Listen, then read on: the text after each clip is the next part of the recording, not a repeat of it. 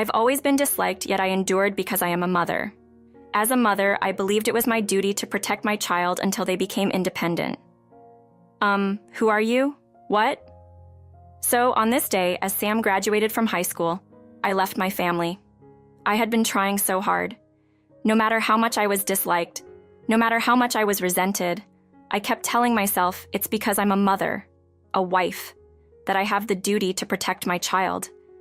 But those days are over, and now I'm free from my family. It seems like Sam, on the other end of the phone, is stunned. This is the first time I've ever fought back after being constantly criticized, so he must be wondering what to do. But it doesn't matter anymore, because we are no longer a family. My name is Mia, a 45-year-old housewife. I live with my husband Luke and our son Sam. Sam is 18 and graduating high school this year. Normally, this should be a cause for celebration, but I couldn't bring myself to be genuinely happy. The reason was Sam's attitude. "Hey, where's my shirt?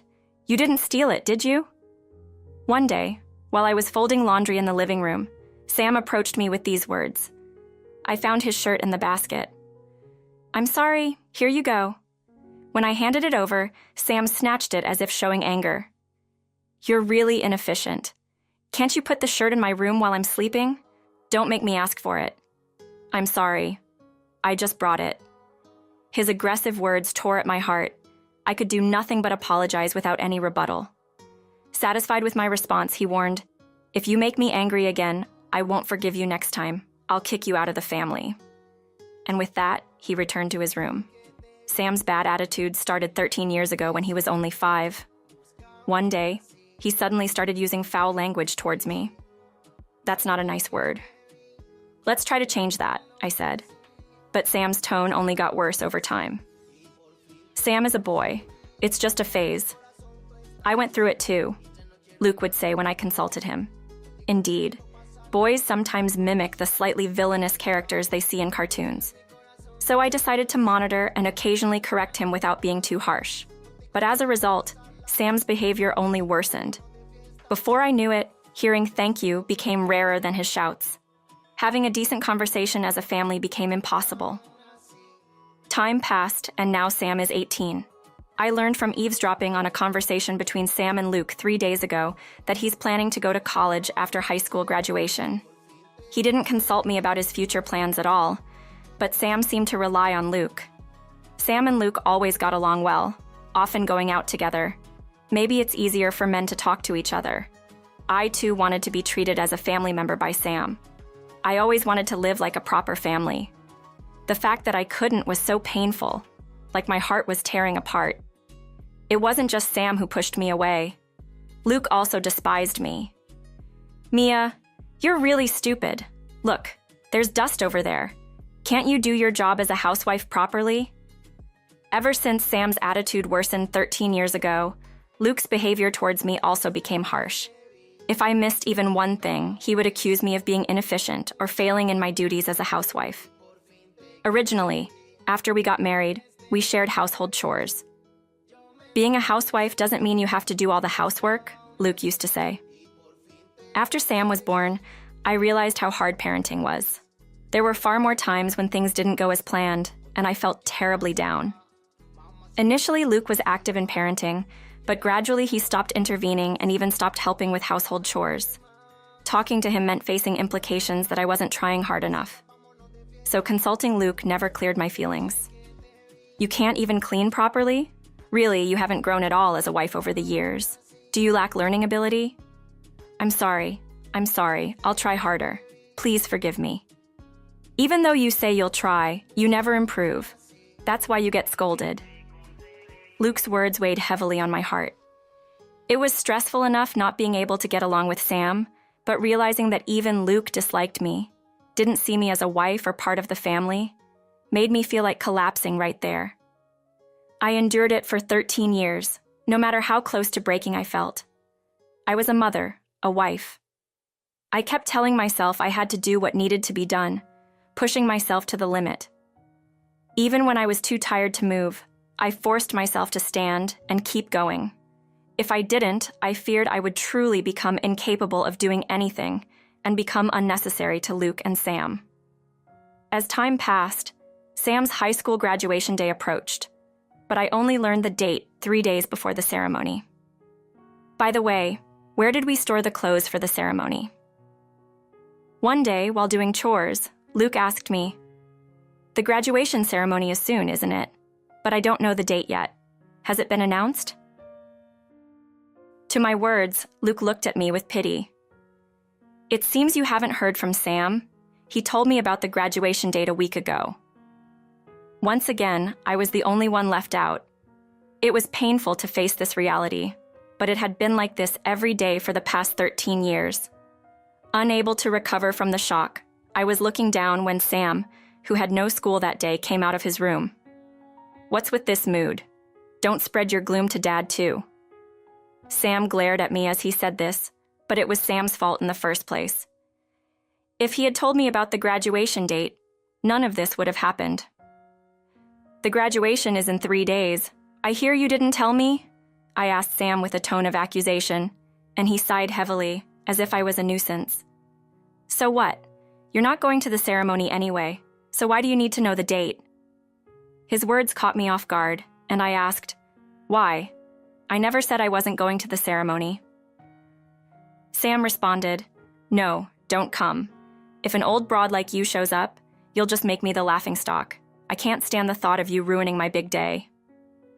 His words made me dizzy. I had always genuinely celebrated Sam's academic achievements. Even if I wasn't treated like family, I had continued to do so. But now, I wasn't even allowed to attend his graduation. Sam's words pierced my heart. It was clear now I was nothing more than a nuisance to him. Silenced by his harsh words, I realized my heart had reached its limit a long time ago, so I decided to end my role in this family. On the day of Sam's high school graduation, Luke and Sam left for the ceremony. Luke had been told by Sam that he wanted him there. I was left behind. Before, I would have endured this reality, but those days were over now. As soon as they left, I packed my things and left the house. My destination was my parents' house. Convinced I could no longer live as part of Sam and Luke's family, I planned to take a break at my parents' house and prepare to sever ties with them. I left a letter at home. It mentioned considering a divorce, wanting to cut ties and live alone, and desiring to discuss the details through a lawyer. Finding a reliable lawyer in 3 days was extremely challenging. There were many other things I had to do, like preparing to sell the house. The house we lived in was actually inherited from my father. My dad was quite a well-known wealthy businessman in a certain industry, owning several buildings as vacation homes. When we got married, Dad said, "This is a wedding gift," and gave us one of those vacation homes, meaning the owner of that house was Dad, not Luke or me. Furthermore, knowing how cornered I've been, Dad would immediately decide to sell the house if he found out, saying then that house is unnecessary. I wrote in the letter, "The house will be sold, so take whatever belongings you need and leave within a week." Dad called me kind for this, but I didn't want any complaints later like, "I didn't hear about this." For now, I decided to stay at my parents' house for a while, looking for a new job and a house while cutting ties with my family and healing from the wounds they inflicted. Honestly, it took a lot of courage to come this far. I think I could make this decision because Dad, upon hearing the story, got red in the face and angrily said, "How dare they treat you like that?" I realized again how much I owed to Dad. After such a day, I was relaxing at my parents' house when my mobile phone indicated an incoming call. I had a good idea who it was from, but I checked anyway, and sure enough, it was Sam. Maybe he called about my absence and the letter. To be honest, I didn't want to talk. I had spent too much time being treated as less than family. I wasn't generous enough to deal with Sam anymore, but I needed to settle the past. If I kept running away, I would live with an unresolved heart. I deserved to give back for the awful treatment I'd received. "Hey, where are you? Do you think you can just leave a ridiculous letter and be forgiven? Where are you? Come back home right now." As soon as I answered the phone, Sam yelled loudly. His voice was tense with panic, seemingly in a state of panic. Well, it's not surprising. He came back from the graduation ceremony to find that Mom, he had always paraded was gone, replaced by a letter about selling the house and other distressing news. It must have ruined his graduation day, and I'm sure Sam was not pleased. Despite myself, I couldn't help smiling at Sam's desperation. But he was too caught up in his own anger to notice, so I responded to Sam, who are you? Sam seemed confused by my words, but soon he started laughing. Poor acting, trying to trap me like this. Bad news. I don't think it'll work. Stop pretending. You can't even live without relying on family. His words were unpleasant, but I noticed a slight tremble in his voice. Sam was also out of his depth. He was trying to blame, criticize, and panic me into coming back. Realizing this, I decided to respond calmly. I don't have a family, though. Oh, I have parents and a brother, right? But you're not my family, are you? What are you talking about? Mom, me, and Dad are your family, right? Have you lost your mind? So, as I said, I don't have a family. I kept treating Sam as a stranger. Sam and Luke are not my family. If they were, they wouldn't have treated me that way. Family is supposed to support and help each other. If a family member is in trouble, it's the family's role to support them. Sam and Luke neglected that. They treated me terribly for 13 years, claiming it was normal. I'm surprised I lasted 13 years, but it was out of a sense of duty for having given birth to Sam. Even if I wasn't treated like family, the fact that I gave birth to Sam doesn't change the fact that I'm his mother by blood is unshakable. So, I decided to wait until his high school graduation. I kept telling myself that it was the right time to cut ties with Sam. I even hoped if Sam changed his attitude towards me by graduation, I might abandon the idea and continue as a family.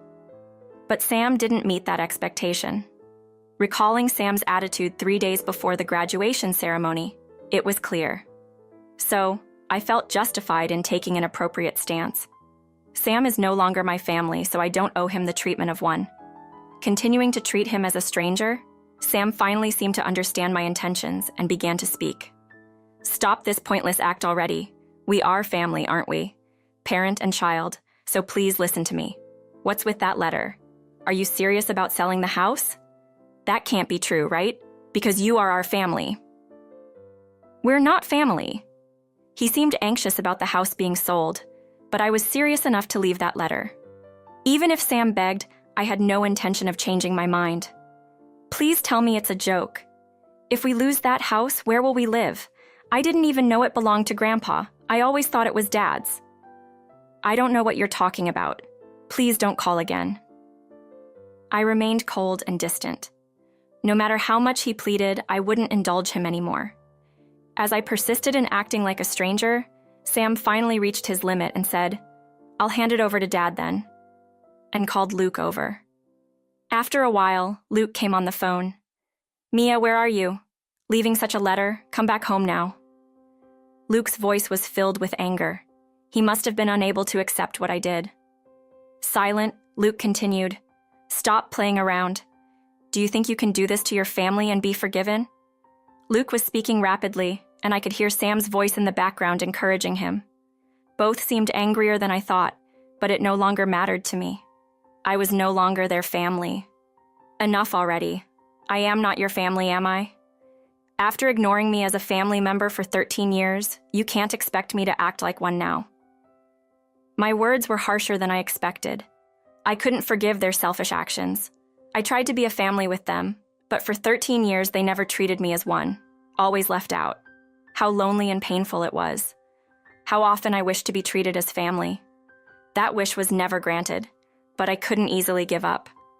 I endured for 13 years, trying to make it work as a family, as Sam's mother, and this is the result. A dry laugh escaped me, thinking about this pathetic outcome. They never respected my feelings, never accepted them. No matter how much I cared for them, they never cared for me.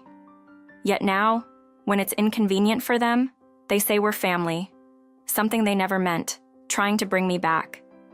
The convenience of it all made me feel nauseous. Why did I endure for 13 years for these people? Even feeling responsible as a mother doesn't justify being treated like this. I regret not being kinder to myself. Could things have been different if I had been? Maybe there was a future where Sam, Luke, and I understood each other and were a happy family. But that's just a maybe. Now, there's no future where that's possible because I no longer have any expectations or trust in Sam or Luke. Even if they apologize now, wanting to be a family, I would never think of trying again with them. Enough already. I'm not your family anymore. I'm a stranger. You treated me like one for 13 years, and now what? Come back because we're family? Talk it out? Did you really think I'd say okay?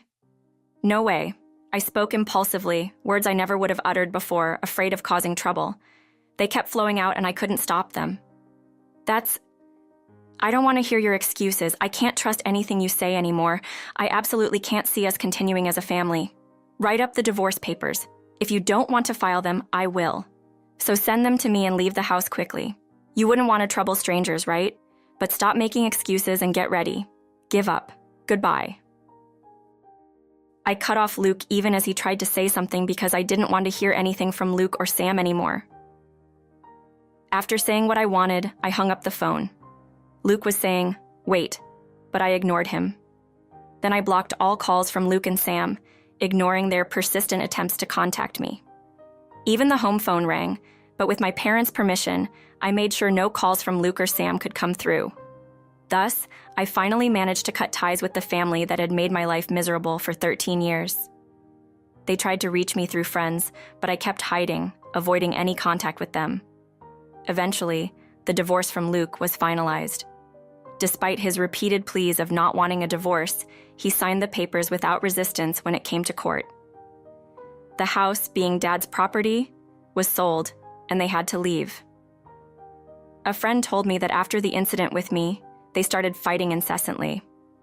Luke couldn't manage finances, leading to Sam's college fees being unpaid, and Sam had to give up his academic path and start working. As a result, Sam quit studying and Luke quit his job in shock. They now live in an old apartment, seemingly withdrawn. They're still looking for me, but I have no intention of ever showing my face to them again. Meanwhile, I found a job and moved out of my parents' house. Having experience as an office clerk before marriage, I managed well in my new job. Soon after, I found a new place, thanked my parents who had helped me so much, and moved out. It's a room in an apartment not too far from my parents' house. In my new home, I'm living happily now. Frankly, having no good memories of my family, I think I don't need anything like a family for a while. Being alone in this day and age is perfectly fine, so I plan to live a relaxed life on my own.